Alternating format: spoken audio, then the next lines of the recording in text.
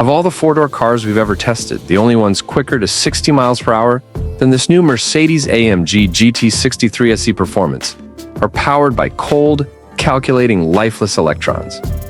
Mercedes-AMG's most powerful series production model to date has some electrons pitching in as well. But the lion's share of the pulling is done by a characterful 4.0-liter twin-turbo V8 engine that, by itself, produces 630 horses and 664 lb-ft of twist.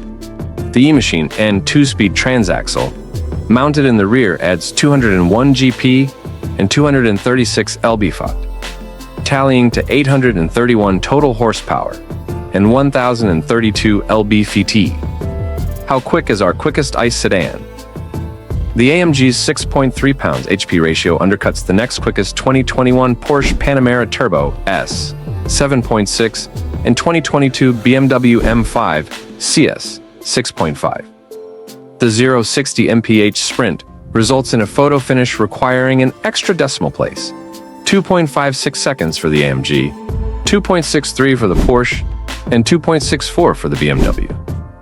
Icing on the cake is how easily and repeatably that performance can be obtained. In refreshing contrast to some competitors, activating race start. Launch control is as easy as overlapping the pedals. Activating the race timing feature puts a drag strip style Christmas tree in the cluster and super small HUD. Though, as at a drag strip, you must initiate your pedal overlap just before you get the green. Release the brake, and you get some pretty violent axle hop, at least on our clean concrete surface, until everything hooks up. But road test editor Matthew Chudzinski reckons you could easily pay this thing off with some hefty side bets at bracket racing events. Note that headline-grabbing electric sedans like the Tesla Model S Plaid and Lucid Air Sapphire are way quicker, reaching 60 miles per hour in 2.1 and 2.2 seconds, respectively. Porsche's Taycan Turbo S needs 2.4 seconds. What about the quarter mile? At 10.7 seconds and 128.2 miles per hour, the AMG scores our second-best ICE sedan timeslip. That M5 CS, weighing a half-ton less, outruns it by 0.003 second and 1.5 miles per hour. Of course, the electric leaders are way out ahead with times in the low 9s at more than 150 miles per hour. And in the turns? In Motor MH's exclusive Figure 8 test, our hottest performing sedans are much more closely packed, but our hefty AMG finishes fifth, with a time 23.3 seconds averaging 0.93 G. Here, the Lucid Air. Sapphire's quarter-mile advantage is halved to just 0.7 second, and a mere 0.01 G. The Panamera, Model S Plaid, and M5 CS all edge ahead of the AMG. Most of the credit goes to lighter weight in the other ICE models and lower weight distribution on the EVs. They generate 1.04 to 1.05 G max lateral grip to the AMG's 1.01 G. They all take between 101 and 109 feet to brake from 60 miles per hour. Our test team noted that the GT63 SE's stiff suspension's resistance to roll, pitch, and dive made it feel like braking cornering on ice. They also felt the rear steering might have muddied chassis communication a bit. Just when you'd perceive that throttle oversteer was imminent and start trying to work with that, the rear would steer out of it and deliver an understeer impression. Hence, mid-corner corrections were seldom straightforward, so it required textbook advanced braking and patient cornering. That's not to say the AMG GT63 SE handles poorly. It's just a very heavy car with little natural appetite for serious track work.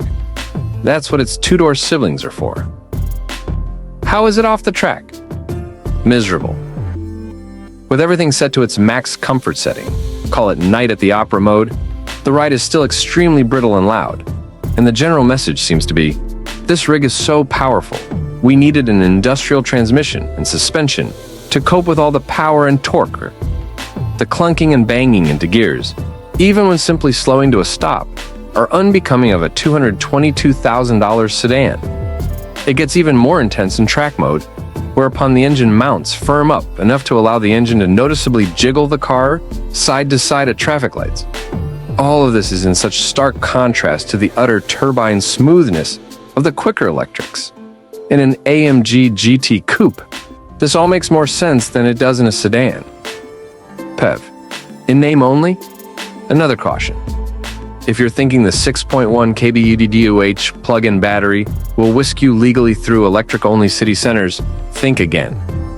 The EPA rates it for just 1 mile of EV range. That battery's job is to keep the rear motor whirring during a track session. As such, there's no adjustable regen braking, and it's designed to work like a big ultra capacitor, drawing down and charging back up super quickly while driving. This is no climate action play. Justify the steep price and kidney-traumatizing ride for this AMG's fabulous soundtrack. No symposer or stereophonic gymcrackery is needed, and no electron-propelled railgun can fake an engine exhaust note like this one.